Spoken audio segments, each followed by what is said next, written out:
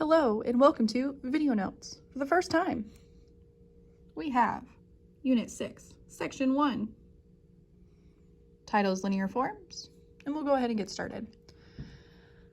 Now, a linear line is any straight line. You have seen all these forms before. It's not going to be anything new,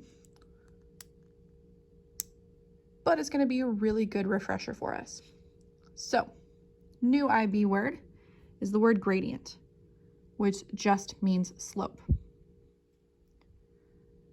The formula is the exact same for finding slope, lowercase m, and we subtract our y's, subtract our x's, and then divide them. You guys should know that formula. It is not given in your booklet at all. Now, let's talk about a few linear forms.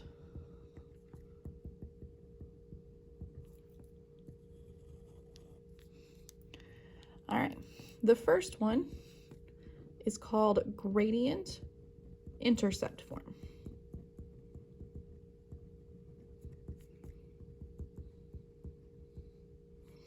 You have probably heard this called slope intercept form, which is the exact same thing. That is our lovely y equals mx plus b. Now, to define our variables, just for some extra help, m is going to be our gradient, which remember is the same thing as the slope, and b is our y-intercept. Now, remember, a y-intercept is a point, and you're going to write it as such. So it is always 0, b, and whatever that number is. If you just say b equals 10, you're not wrong, but you're not fully right either. Please make sure you write the y-intercepts and x-intercepts as 0, a number, or for an x-intercept to be number, 0. Now, sometimes in our word problems or our questions, it doesn't say the words gradient intercept form. It'll say something like, write it in the form of y equals mx plus b. It means all the exact same things. Now, that means that this b variable here can be other variables too. So write that note. So can be other variables. Gohan Mendes to the office. Gohan Mendes to the front office. But it means the same thing.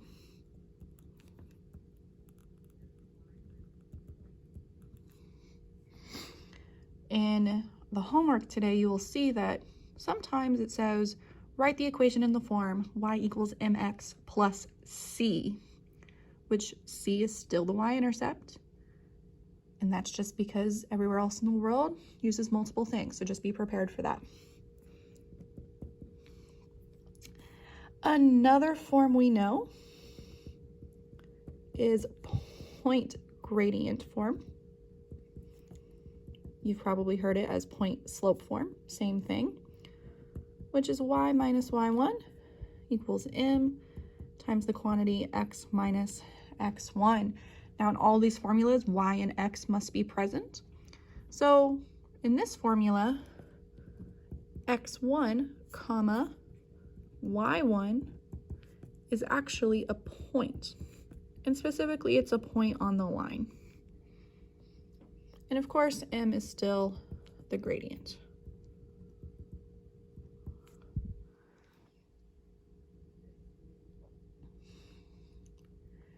Now, really important, you're going to write this down. I'm going to write in all caps because it's really important. So, these two forms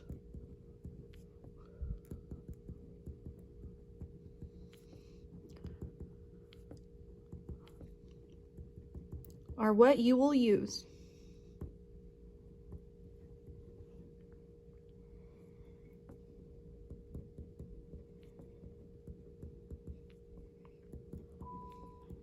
Gohan Mendes to the office.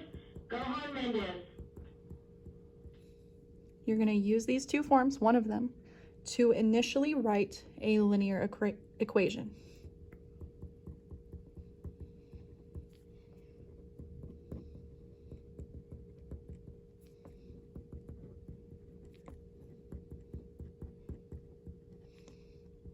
exclamation point, because it's really important.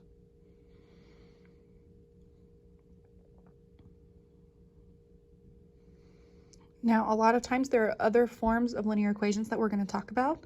A lot of time people see those other forms and just want to substitute what they see, and that's just not possible.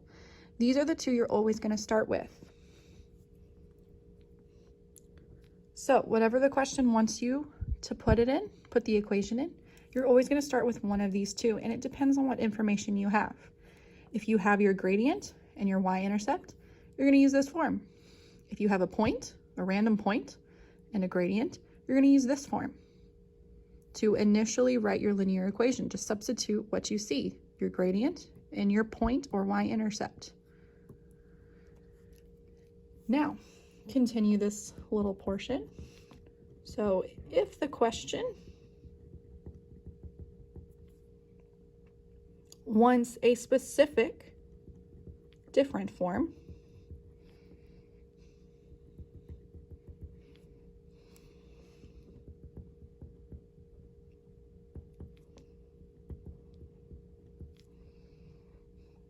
so let's say it wants something completely different.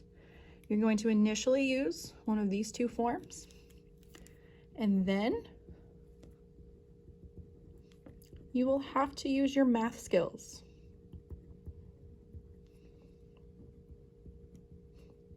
Which I know you all have math skills.